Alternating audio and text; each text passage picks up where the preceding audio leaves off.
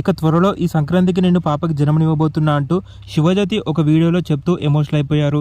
అలాగే నేను ఇప్పుడు 8 నెలల కడుపుతో ఉన్నాను, అంటే ఇంకా 2 వారాల్లో మా ఇంట్లోకి పాప రాబోతుంది అంటూ రీసెంట్గా శివజ్యోతి చెప్తూ ఒక వీడియోని తన సోషల్ మీడియాలో షేర్ చేయడం జరిగింది.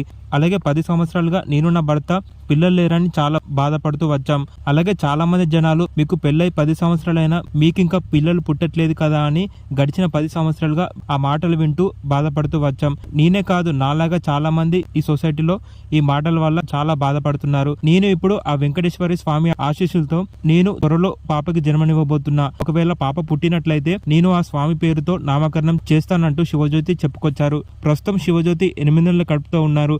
వచ్చే నెల జనవరి 12వ తేదీన నాకు డెలివరీ డేట్ కన్ఫర్మ్ అయిందంటూ చెప్తూ, అలాగే నాకు డెలివరీ ఎప్పుడు అవుతుందా అని నేను నా భర్త గంగూలీ చాలా సంతోషంతో ఎదురు చూస్తున్నామంటూ శివజ్యోతి ఎమోషనల్ అవుతూ చెప్పారు. అలాగే నాకు తెలిసి నాకు పాపే పుట్టబోతుంది అంటూ శివజ్యోతి తన కడుపులో ఉన్న పాపకి ముద్దిస్తూ ఎమోషనల్ అవుతూ ఒక క్యూట్ వీడియోని తన సోషల్ మీడియాలో షేర్ చేయడం జరిగింది. శివజ్యోతి షేర్ చేసిన ఆ వీడియో ఇప్పుడు సోషల్ మీడియాలో చాలా వైరల్ అయిపోయింది.